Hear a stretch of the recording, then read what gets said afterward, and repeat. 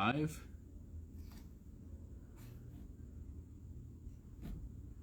People come in, just chat to him. I'm inviting. Just said call ended. Headset. Hey, buddy. Hey, man.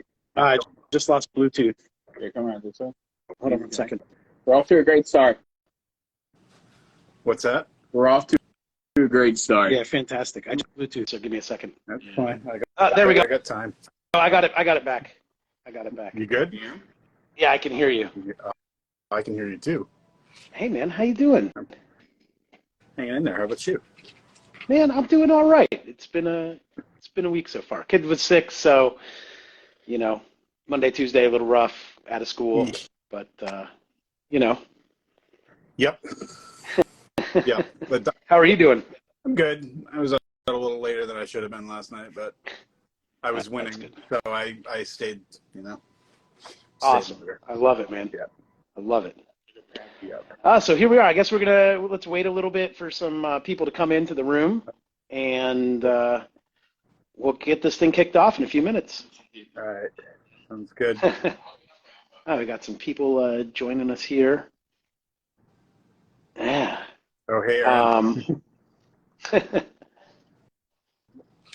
Alec. Hi, Alec. Toby. Got some people coming in here. It's looking good. Kelly. Kelly. Get any new toys in this week, Steve? Any fun stuff into the shop? I got some cool sax mouthpieces today. Nice. Would you get some Theowanis? No. Actually, I got one that has an adjustable baffle. Oh, cool. It's like a German thing from the 70s, kind of cool. So, neat. Some other vintage stuff that came in with a horn, but yeah, it was kind of cool. But then I got a Bergeron finally. Another one. So nice. That'll be here. Awesome. That won't 25 minutes. 2 minutes. Yeah. Yeah. It'll probably sell while we're on live. Entirely possible. Go to our website. It's on the website.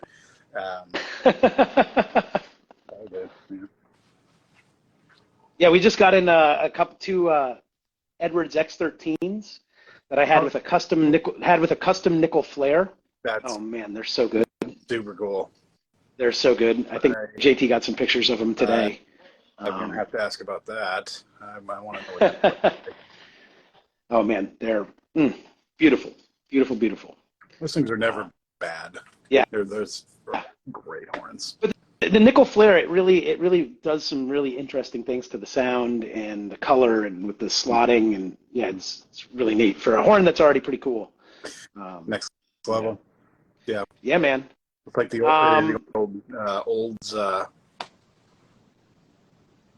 Was it Olds? Yeah, the Super is the Super, right? Yeah. The nickel flare. Yeah. Or the special. The special. Thank you. Jeez. Yeah, the two-piece nickel flare. But it's not where you would normally see the flare, like with the seam. It's much further up into the actual flare. So it's literally a nickel flare. It's pretty cool. Oh, okay. Yeah. So Steve, it looks like we're getting a few people in here. You want to get this thing kicked off in a minute? Might as well. Or you want to get going? Let's get going. Yeah, man. Let's get this going. Happy Wednesday, everybody. Josh and I are real excited to welcome you to what we're calling Longtones. Basically, it's just an excuse for us to chat with each other and let you guys watch and ask questions and kind of just pull the wool back on some of the things that you're curious about. And, so for those of you who don't know me, my name is Steve Johnson. I own Virtuosity in Boston. And of course, on the other side of the screen here is Josh Landress, Landress Brass in New York City. Josh, what do we want to talk about tonight? So tonight's episode of Longtones, we're going to talk about vintage instruments, why they're sought after, why they're collected, why people might think they play better, and some of the mystique behind vintage instruments. And we're also going to talk about what instruments how they've changed and what's kind of stood the test of time from vintage designs into modern instruments that people still use. From there, we're going to open up for some question and answers. I know we have some people who've already reached out to us through the newsletters and things like that with some questions, and from TikTok and stuff, so we're going to get from there.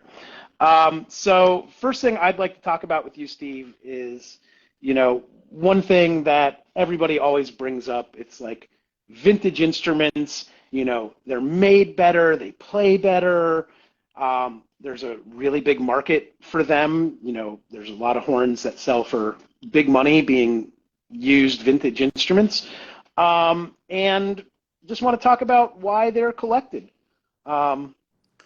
We get in a lot of cool vintage horns. I'm sure you get in a lot of cool vintage horns, and people ask about them and, say, oh, well, this is, why is this, so much more expensive when it's old, and, what's going on with that? So I'd like to shed some light on that tonight. So that sounds like a great, 6 to 12 hour topic that we can discuss.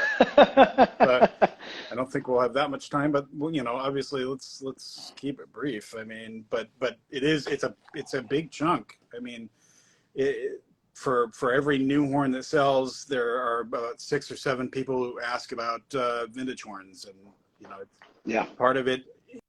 In my experience, I mean, part of it started with who played the vintage horns. Because the early players, because Bud Herseth played on a Bach C trumpet. I mean, that was the first person who really turned some heads, and the same sort of thing. Once you get that prominent person to take the leap, then it becomes part of the lore, so to speak. And like Martin committees. Everybody played Martin committees.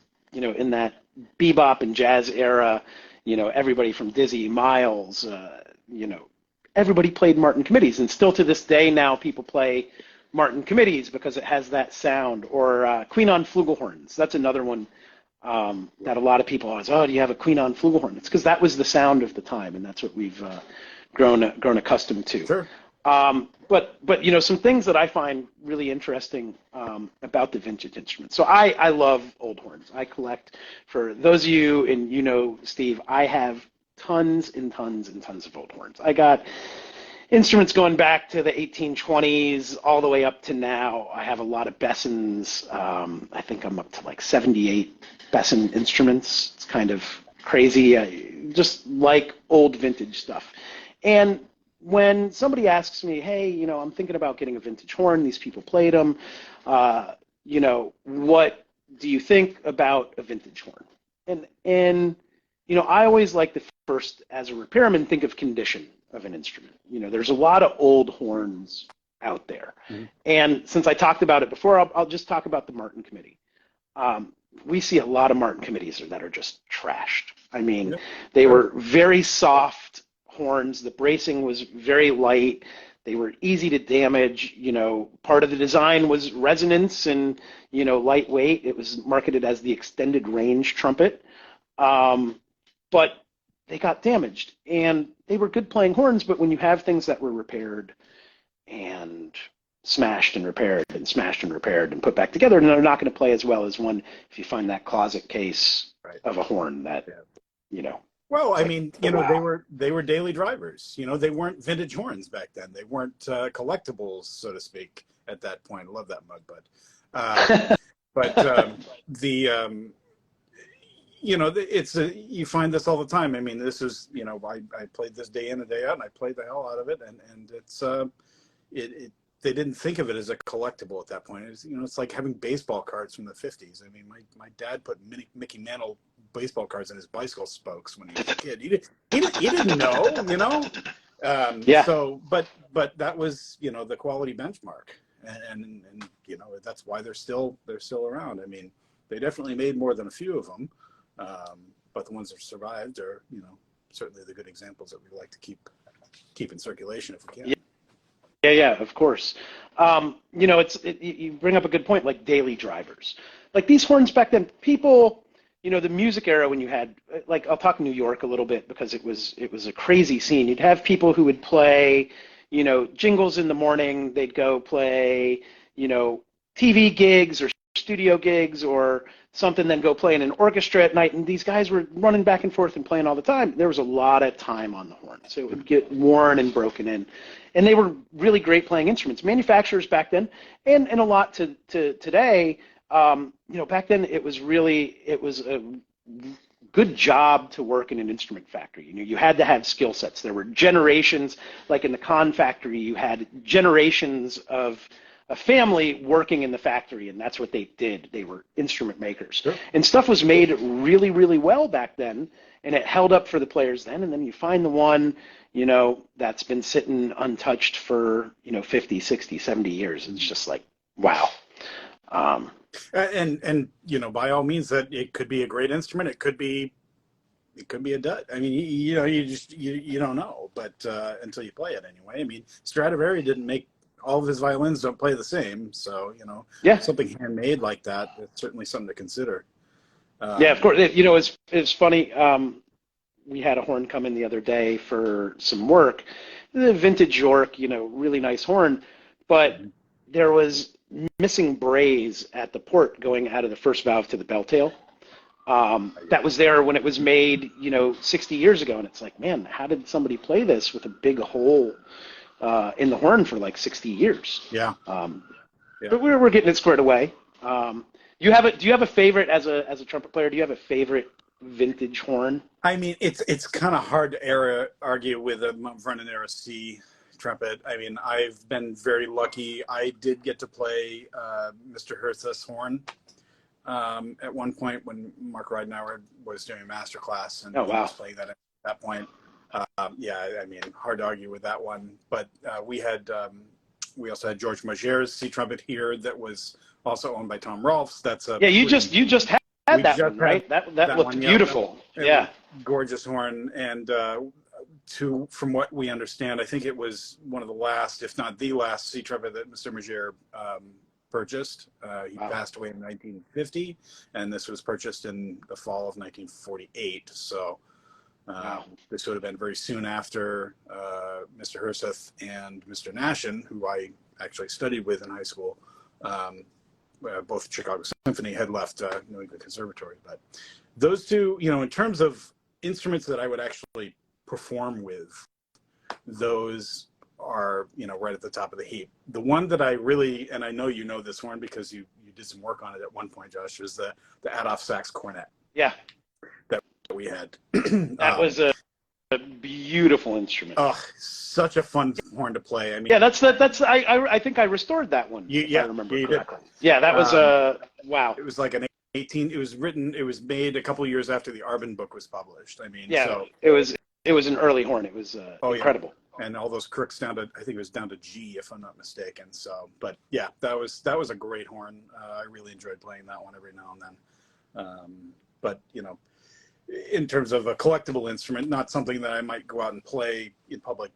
It's not your daily driver, a 165, 170-year-old cornet. It is not, in fact, but it sure was fun to play. Yeah, but yeah, that was my, those are some of my favorites. I mean, I always appreciate the work that goes into some of these old instruments that. You get the designers like Z. Albert Meredith, who's got some really interesting stuff. If anybody out there is interested, the Meredith cornet, yeah, looking at some of these old kind of kooky designs that these guys were coming up with, go on Google Patents and type in trumpet cornet innovation, and look at like the 1910s, 1920s. There's some really kind of off the wall stuff that people were trying, and some of it stuck and some of it did not. I look at, because I love old French instruments. Like, I'm a big Besson collector, right? There's a French patent website that you can search 19th century patents, and they have scans of them, right? So you can see them, and you see all the drawings of the weird configurations of like cavalry horns, where you had those trombones with the top pistons and the side pistons, and cornets with 8 pistons and all sorts of crazy stuff. It's really neat to look at. But yeah, there was a lot of weird design stuff throughout the years to get to kind of the instruments that we have now that have the designs that have kind of stood the test of time. That, man, some of them are still amazing.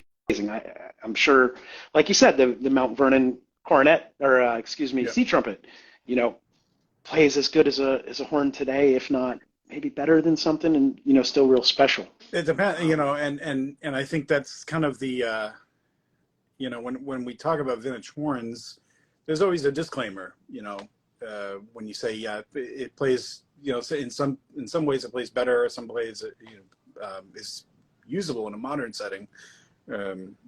Modern is, I guess, a more applicable term if you're talking about an antique, but a more today's setting, and they still do function. But the disclaimer, when somebody's looking for a vintage horn, is, well, it's much like buying a vintage car. This doesn't have air conditioning. There's no air conditioning in this thing. You really have to stay on top of it, maintenance wise, and you've really got to just know what you're getting yourself into. And if you're okay with taking that for a ride, then you should be good. But it's the assumption that you grab a vintage horn, put whatever regular valve oil you want, whatever's laying around on it, and you're off to the races is a dangerous notion to have, because parts are not always readily accessible. I mean, there's lucky to have shops that are able to fabricate and replace if needed, but that does take away from value. So there's this it's a lot about condition. You can have a horn that's in okay shape and been repaired, and good older horn that's going to be a decent player. You could have like the time capsule piece, or you could have one that was really like beat up and abused and played hard and repaired and crushed in marching band or middle school band, back then in numerous times. So you really need to know what you're getting into. Yeah, perfect example. I had yesterday we had a guy in that had a really nice King 2B Silver Sonic, very, very nice horn, good condition. But it just a little bit of noise on the slide, and those inners, those soldered on inners, just they're the issue. So how can I make this run like a new horn? I said, well, you really can't unless you start replacing parts. Yeah. And you need to weigh, do I want to have this as a collector's piece, or do I want to have this as my horn to play? We do a lot of for selling horns that we have that are older horns. We're doing a lot of valve jobs on stuff before we put it up for sale, or if we can replace a lead pipe if it's old rotted out, or tubing that's rotted out, because you can see on the outside it looks really great, but then on the inside things are worn. Some of the older horns weren't made with the best tolerance of valves. Right. Like I've seen. As great of a manufacturer in research and development and amazing factory, I see a lot of issues with constellation valves. Mm-hmm. Like from the 60s, they changed a couple different valve guide designs. They had internal springs, external springs, rails on the side, all these different designs.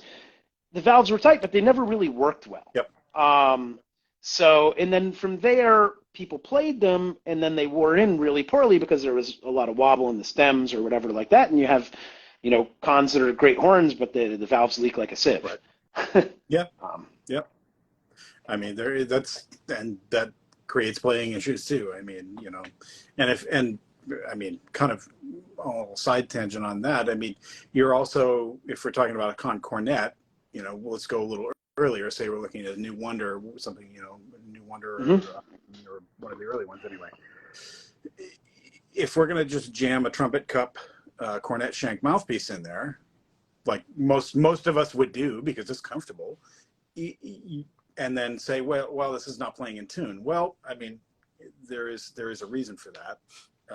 It's because it wasn't built for that sort of mouthpiece, and looking for something that's a little bit more accurate may be a better first step, and you're going to get the sound concept that was intended for the instrument anyway, which I think is better in the long run too. So certainly other things to consider there too. I mean, I don't, I really don't want to change the whole horn around because you want to use a trumpet shank with a scream lead mouthpiece.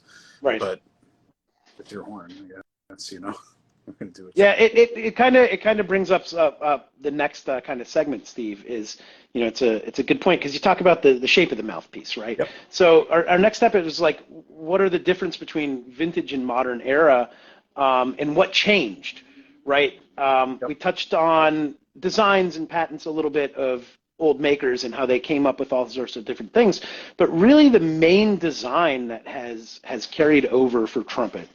We'll just do trumpet for now, is the Besson trumpet. Yep. Besson's design, I have here in the shop from roughly 1894, 1893, what is the oldest known modern B-flat Besson trumpet. It's pretty cool. It was smashed. You look at it and it looks like a modern trumpet. And this is the earliest known, it's not the earliest, it's the earliest known of a large group of collectors to this design. Right. And if you look at it and you put it next to a modern horn, I could have a brand new Bach or a brand new Yamaha, kind of put it next to it, be like, oh wow, that's very similar in design. Yep. But as you said, that cornet mouthpiece, it's changed. Evolution of brass instruments and brass playing has really changed. Well, more of a standardization, I guess, Yeah. than anything. Yeah. It's you no longer have, unless you're playing, some British brass band style cornet mouthpieces, those old short shank that you would put in like a Con Wonder, Yep. Cookie cutter, really wide rim, really deep cup, short shank mouthpieces are not popular anymore. It's changed kind of design. Virtuosity model. Yeah, or some of I collect contoured rimmed mouthpieces. Oh yeah. I have a bunch of them from the 1870s and kind of like the 1930s of different makers. The ones that have the cutouts for dental. Yeah. So it's got like a shelf on it like this, and it goes up, or they're slanted, or Overbite, all sorts underbite, of different shapes. Yeah. I have a huge collection of those. I love those, but that's like a design that's been antiquated and no longer used. You get some revisions of it with like Dr. Dave Harrison and the wedge mouthpieces, where he's going, for a more comfortable fit on the face for the shape of the face.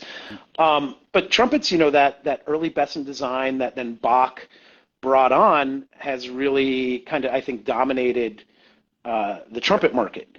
Kahn made all sorts of different trumpets. If you go on the Kahn Loyalist website, you see all these different horns, man. Like looking at the pictures, it's like, wow. And none of those are really emulated or copied today. You don't see companies like Adams, who just makes a Martin Committee copy. They're the Adams A9. It's a great horn. You don't see them making a Con 22B copy. No. Or a Con 56 or a Con 56B. Yeah, you just don't see it. But you see that evolution of kind of that Besson into Bach design has kind of taken off, and which in the mouthpiece too. Yep, absolutely. I mean, you talk about Adams as an example of somebody who goes back. I mean, Bach did the same thing with Besson. So it's not that we're only copying vintage horns now and using them as the basic designs. I mean, this has been done back into back into the Nuremberg days, or the guilds and back with the Haas and Ahab makers. I mean, they had to start somewhere and tweak it to their liking. I mean, several makers have started by just adding something to an existing other brand, insert brand here, and kind of diverging on their own. So and a lot of companies did a lot of acoustical research, like Mahillion and Besson and Kahn and Reynolds Schilke.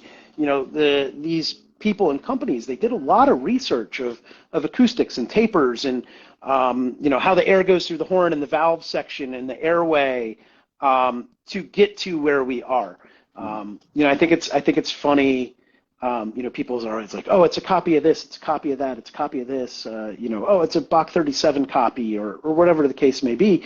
But it's like everything was kind of copied and learned from and kind of evolved to get the design that we have today that dominates the U.S. market. You know, it's different. European market, you know, in Germany they play different types of instruments than, you know, what we like here. Or the French style C trumpet is very different than an American style C trumpet. But those designs have kind of stood the test of time. Yeah. Yeah. I mean, they certainly serve a purpose, and I think looking back, these manufacturers are able to kind of just say, well, they tried this already. Let's, you know, and any good maker has their own library of these vintage horns for, you know, reference. You know, Kahn had all kinds of reference horns, and yeah, the Bach vault. Yeah. For anybody who's been to Elkhart, I'm sure they've been on the tour in the Bach factory. That Bach vault, you know, there's some really cool stuff in there. Bach's original drawings, the Mount Vernon mouthpieces that he left that were unbuffed and you know, kind of unfinished, so they had templates. It's cool that they have that stuff now, and they can, you know, evolve on it. Companies have evolved on the designs too, you know, based on player feedback. Yep. You know, well, not only player feedback, but advances in technology. Sure. I mean, you know, we can 3D mapping, you know, CNC technology. I mean, there's a lot of stuff that you have to really think, where would we be now if this was available, you know, even 50 years ago, 60 years ago. The consistency of the product is Sure. You know, becoming much greater. Yeah. You know, it's funny, I have some letters from Vincent Bach in the 1950s, talking, you know, back and forth correspondence with someone in their pages and pages long. I've put them on Facebook, and I've published them on Trumpet Herald and stuff. I've shared pictures and images. But Bach talks about the consistency of companies in their instruments. Mm-hmm. So he's talking about Besson in the letter at one point, you know, saying, hey, you know, this is the 50s, so it's post World War II. You know, saying, yeah, Besson made some really great instruments. After the war, you'll get 1 in 10 that's a good instrument. Mm-hmm. And he's like, you know, Eldon Benge, he copied Besson's designs and all their flaws to put into his Benge trumpet. He's like, here at Vincent Bach, you know, we make only the finest, most consistent, and then he keeps on going and he says, I suggest you buy the Model 43, it's my most popular trumpet. But he was saying in that, hey, manufacturing is not consistent, my horn's really consistent. And I look at those horns as they were still kind of inconsistent. Right. You know, I've worked on countless New York and Mount Vernon Bachs and had, mm-hmm. you know, all sorts of ones that were in amazing condition. We just had a couple like time capsule horns come through the shop that we sold. And the consistency was there, but not to modern standards. Man, yeah, CNC stuff, yep. And it's really amazing. And even measuring devices, you know, and how people can test compression. And that brings up, you know, kind of the argument there. It's kind of a double-edged sword, because if you've got cookie cutter is kind of a pejorative term in this case. I'm not meaning it that way, but you have a cookie cutter instrument that's very consistent, as opposed to something that's been, you know, really kind of hand assembled and has slight variances in it. It gives that character that mm-hmm. really would set it apart from the aha moment. I mean, yeah, you know, yeah, totally. I mean, Yamaha has some of the most consistent instruments out there right now, in my opinion, and it's great. It makes them very easy to know what you're getting. But you know, if you go and do a sampling of another maker, there may be one that just has something special that you really can't put your finger on. So, I mean, and some people find that endearing. Some people really enjoy that pursuit. You know, I don't know. I kind of find it a little frustrating, but I can see why people would enjoy that. You know, it's a great, you know, it can have a great result too. So, yeah. The other thing I think maybe we should touch on, Josh, is not only from the instrument construction standpoint, but from the buying experience involved is totally different. You know, obviously, you know, we operate brick and mortar stores and we enjoy mm-hmm. that interaction, but you know, at some point, you'd write the letter, send away for a trumpet, and they'd mail you an instrument or mouthpiece, and there was an expectation. There's we're in this sort of period of retail where instant gratification is the name of the game. Yeah. And certainly that presents its own set of challenges for us on our side of the table. But, it's one of those, I mean, and granted, there are some custom makers out there that have a wait list and have that, but they're starting to become, fewer and far between. Yeah, well, a lot of companies have wait lists these days. Well, yeah, well, that's a whole nother story, but yeah. but the custom, I want, dear Mr. Bach, will you build me this trumpet? Yeah. Is kind of it's almost a bygone era. Yeah, send mail in a check, and then they could start production, and the rest was COD, cash on delivery. Yep. Which makers did that back then, and it was crazy. I have some old catalogs, and I always think it's funny. I have an old Con catalog, and it has codes for the instrument, right? Yep. So you read the whole description, you've got the model number, and then there's the code that you write with it to when you're mailing in what you want. So it has like a letter and then a number for the finish and this and then a nickname so that everything knows what it is. And it's like, wow, that's it's really weird to think of as a modern world that we live in, that you'd have this catalog. So you had to get the catalog. Yeah. Maybe you go to a music store and they had the catalog. Yeah. Then you'd have to mail in this code about an instrument and to get an instrument. It was like, wow, that's really crazy. Nowadays, you could just go online, you go on the forums, read all about everyone's opinion on it, or talk to other players who played. Hey, have you ever played one of these? Did you like it, or whatever? And then you go down. There's a lot of good places to try horns, and hopefully, a place you can go and play it or something like it. Yep. Yeah. Yeah. Absolutely.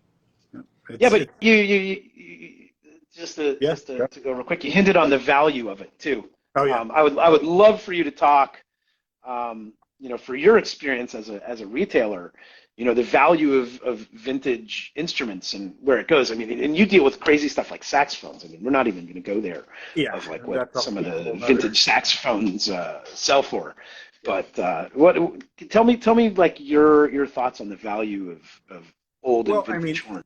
There's significant volatility there, in terms of market value, and that's basically how we price them. I mean, it's tough because when we're doing appraisals and that sort of thing, it's something that comes up obviously every time, and we have to clarify: is this a fair market appraisal or is this an insurance appraisal for replacement? Right. If it's an insurance replacement, we've got some other considerations there, whether it's if it isn't indeed the last of its kind, then we need to figure in, what would this actually be worth? But the fair market thing, there are so many different markets out there going at the same time, and so many different variables that go into it. We talk about replacement parts. We talked about, obviously condition, and then you get into the scarcity of things too. I mean, if that's perfect example, going back to your Martin Committee. I mean, a number three Martin Committee in mint condition, deluxe version. I mean, that's kind of the cream of the crop. That's what people, but why is that worth more than a two of the standard committee variety? I mean, it's scarcity, desirability. They made less of them. Yep. And it was not the popular model back when they were making them. Yep. Yeah. And so it wasn't popular, but now it is because of the scarcity. So it's we just went through the people who played them, the provenance of who played an instrument. The Martin Committee, when I first started repairing and doing this, Martin committees were cheap horns. You could buy a Martin pretty cheap if you could find one. Like early days of eBay, pre-eBay, it was hard to find one, but it was a couple $100. They weren't that valuable. And then I look at it, Chris Bodie started playing a Martin Committee, and people then looked back. It's like, oh, well, if he could play those, and all those guys played those, the market started perpetuating up in the value of a Martin Committee. And now, you see some horns, especially like the really rare handcraft committees. I've had some that have just been, really incredible instruments in incredible condition, sell for a ton of money, and they appreciate in value if they're still, kept in great shape. But it's really wild how some of those hold value, and then others don't.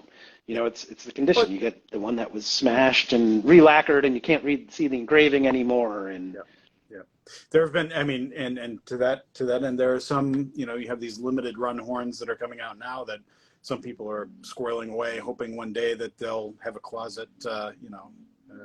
Yeah, I think it will hold. I think it will hold value if, from what I've seen, in this business is, things appreciate in value. And now that the costs of things have become higher too, for manufacturers, cost of living has increased. There's, economic issues in our country and supply chain issues worldwide after COVID and things like that. The price of things has gotten higher. Yep. So as the price of new goods climbs, that vintage market is going to climb with it too.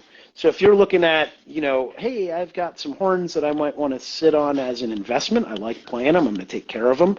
I think they're going to appreciate in value. I haven't seen anything to say otherwise. I mean, as long as you got some time, that's yeah.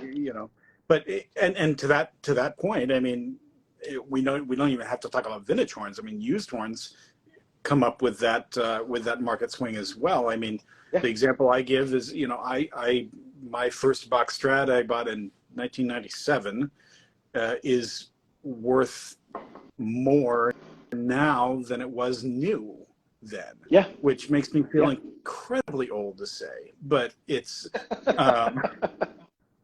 but it's true. I mean, and that says something to the longevity of it, to the quality that's in there. I mean, there's a lot that can be said with that.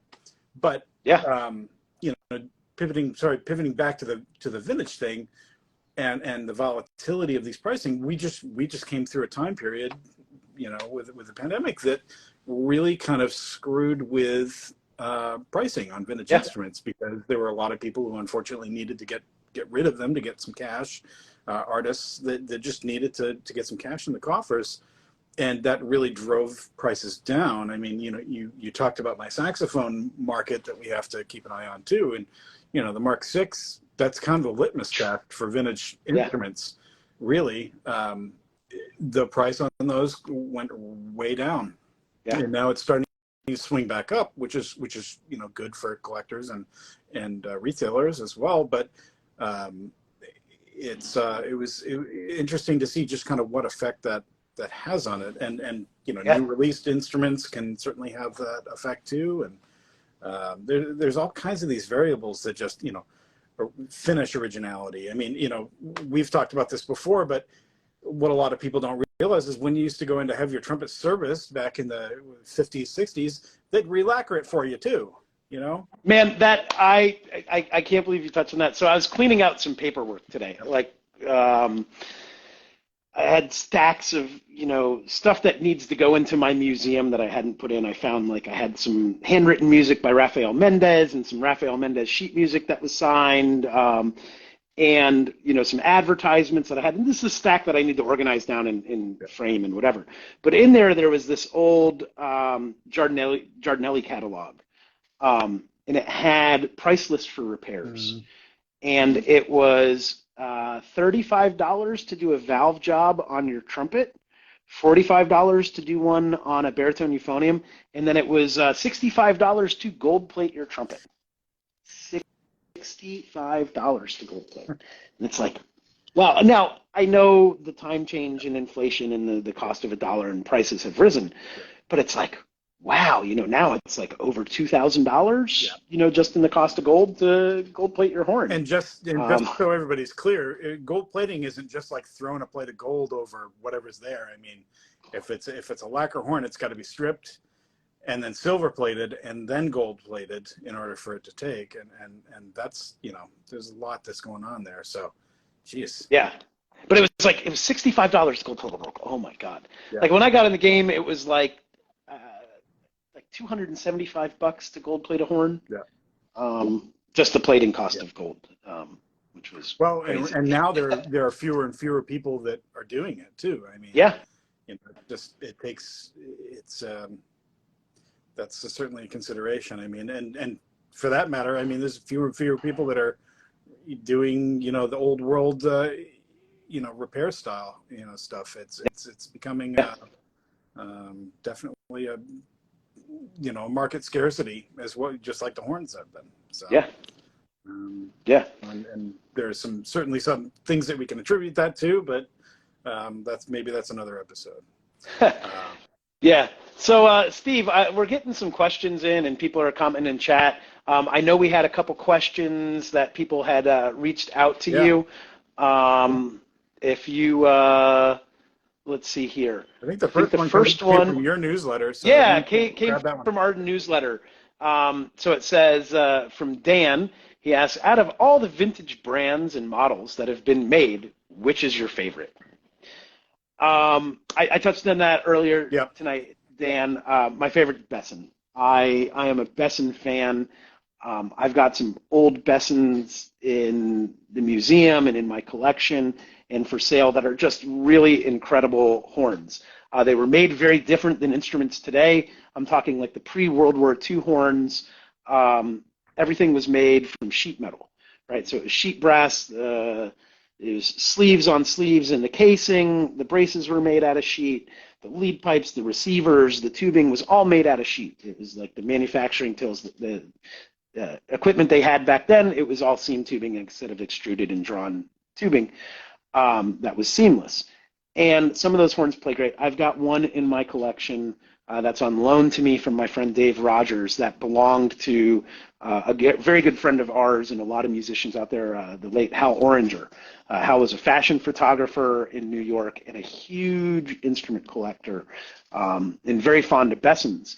And Hal had gotten years ago from a scrapyard the 1926 World's Fair Besson presentation trumpet. It's a Miha, it's gold-plated, has jade finger buttons on it. It's engraved in 3 dimensions, so they had covered the whole instrument in wax and then engraved it, put it in acid to etch it down, removed the wax, and then engraved it again. So you've got a butterfly and a dragonfly and a mosquito on it in a lake scene, but it's raised engraving, it's lowered engraving, it's matte, it's amazing. But it's like one of the best playing trumpets I've ever played in my life. Doc Severinsen once offered Hal a race car and a Mercedes-Benz, or a Mercedes-Benz and a racehorse for the trumpet. And Doc told me that himself. He's like, oh, that was Hal's trumpet when he saw it, that I had it. But I'm really a big fan of the old Bessons. And I also like New York box, being in New York. I really like the old New York box horns. How about you, Steve? Do you have a favorite brand? I mentioned earlier, I mean, it's hard to argue with a good New York box C trumpet. I mean, they're New York or Mount Vernon era, especially, that kind of sweet spot. It's really hard to, I mean, they're rare as hen's teeth these days, but certainly, there's just some magic about them that makes it. And we had a couple of them here that were used in Boston Symphony at one point that some very slight differences. The size of the water key nipple was a big, was something that was different between the two, but they were within a couple of years of each other. But one had characteristics that were just favorable over another. It was very interesting to see those sort of inline changes. So it's really hard to argue with that.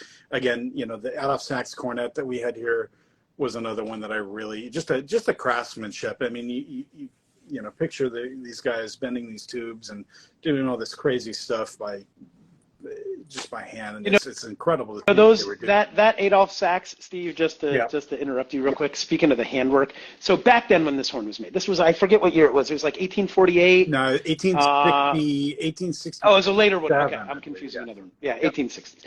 So when you take a horn apart like that, and when I took that apart, and you take the braces off. Underneath the braces, when you wipe away the solder, you see the draw marks on the metal and file marks where it wasn't finished under the brace, right? So these horns would be rough. They would solder them together, and then somebody would sit there and hand rag down all the imperfections in the metal. They were using, like pumice and walrus blubber or whale blubber, things like that to polish and, kind of get the metal down. But it's really amazing to think that, like, every time I take one of these old horns apart, it's like, wow, I can't believe somebody did that. Like, that's a lot of work. Yeah. And you're just not going to see that today. You pre-buff something before you solder it together. Yeah. But this was not, it was not done that way. So the next question actually kind of tags onto that and is a little bit more specific. Do you have a favorite vintage Conn trumpet? Do you? I mean, I have, so in terms of aesthetic, I really like the Vocabell. It's just got that kind of, World's Fair future car look to it with the finger hook and the seamless, and that the gauge on the bell brass is no joke. I mean, those things are thicker than anything. They're tanks. Yeah, tanks. Just a cool aesthetic. I mean, the water key, recessed water key. It's a pain in the butt to work on, but You get that spring hooked in there that goes around. There's a little steel rod in there, and you got to hook the spring in. Those are a drag. Fleming is Team Vocabell. All right, go guys.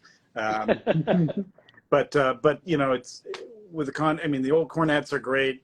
They're just got that classic, marine band sound.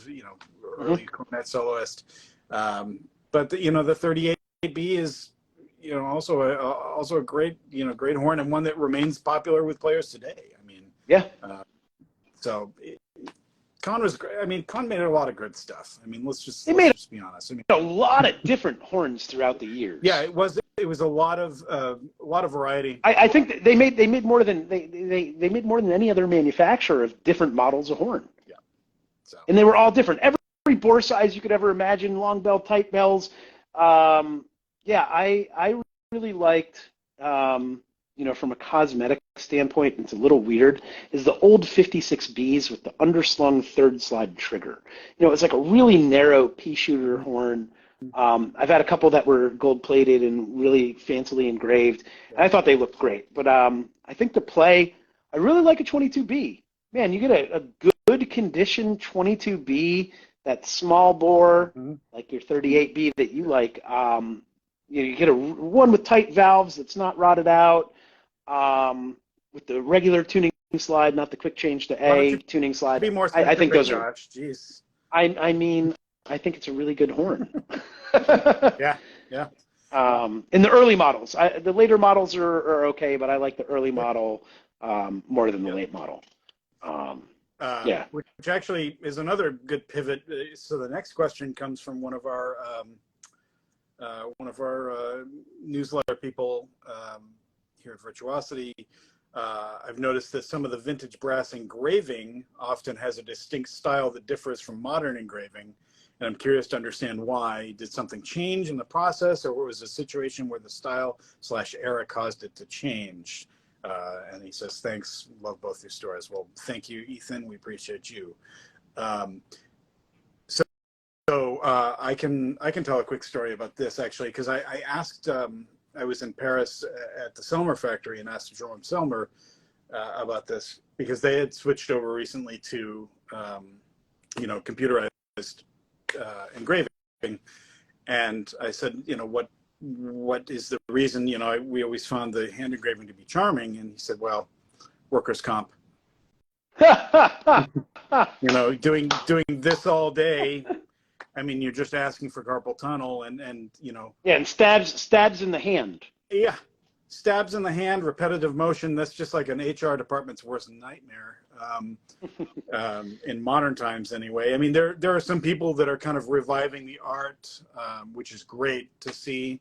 Some re-engravings done and some new commissions too, which is really great. But yeah, at the heart of it, I think it's a cost savings, unfortunately. I think it's a lack of skilled craftspeople that engrave instruments. You have a lot of people who do rifle engraving and stuff like that that do amazing work. I follow a ton of engravers on Instagram, but they're using pneumatic systems. And it's really funny that you bring up, I have just sitting here, I'm just going to step away from the, I have literally right next to my workbench, speaking of amazing engravings that you don't see anymore. This was Wild Bill Davidson's cornet. It's his King Super 20. It's gold plated, but I don't know if I can see it on the camera here, but it's like engraved all over. It's got his name engraved on it. I mean, it's the lead pipe, almost everything on it's engraved. But there's not so many people who do that anymore on instruments. When I came to New York, I met an engraver. His name was Jerry Brownstein. And Jerry was, I think when I met him, in his 70s, this is like 20 years ago. But Jerry was an engraver. That's what he did. He was a master engraver. And he engraved instruments in New York, Colicchio, Vincent Bach. Bach, some of the fancy engraving you see on the New York box, and Egyptian hieroglyphics on some horns in the really fancy stock. He did that. He engraved for Rudy Muck, Parduba. I said Colicchio. He did work for Carl Fisher. He was an engraver, and he did work for me. Ray Noguera, who owns a store out in Long Island, Laconia Music, was an apprentice of Jerry's. But the engraving was amazing. He was a master engraver. And before that, like Kahn had Jake Gardner was a master engraver. And a lot of other engravers in the Steinberg brothers. I mean, this is a team that engraved instruments for years and years and years. It was an art form that unfortunately just doesn't exist like it used to. There's some real talented engravers out there. There's some people who've been doing it for a million years, who've engraved all sorts of instruments, who are, like you said, the hands, carpal tunnel, it's hard to hold an instrument. That don't do as much work anymore because it's really taxing on the hand to hand chase something.